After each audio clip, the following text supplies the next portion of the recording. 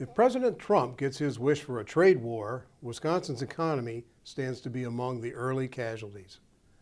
Wisconsin must maintain a vigorous level of exports across a mix of sectors to prosper. It is a manufacturing state, an agricultural state, a raw materials state, and a technology state. That's diversity that helps when trade relations are strong and makes Wisconsin vulnerable when tit-for-tat tariffs disrupt the global economy.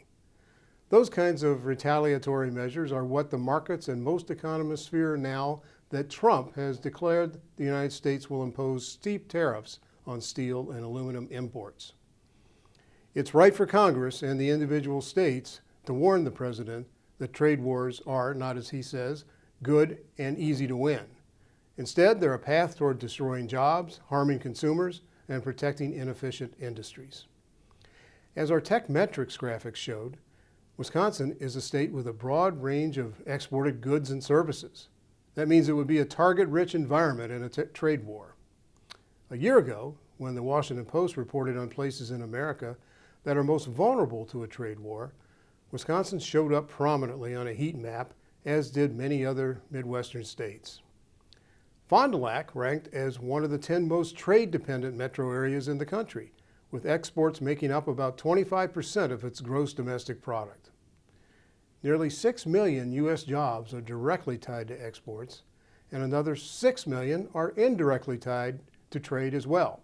For example, a truck driver who transports products to port for shipment overseas. Wisconsin accounts for up to 250,000 of that U.S. total, or about 8% of our total workforce. The rise of a global middle class is a major force behind the export boom in Wisconsin and every state. The Asia-Pacific market, which includes China and India, will boast 66% of the global middle class by 2030. That compares to about 20% in Europe and North America. Rather than view that demographic reality as a threat to American prosperity, companies and government programs in Wisconsin have been seizing the chance to bring high-quality products to markets that can finally afford to buy them. Maybe it's intended to fulfill a campaign promise, or it's simply a negotiating tool. Either way, Trump's trade war talk seems destined to blow up many state economies, Wisconsin's included, unless he changes his mind. Let's hope he does.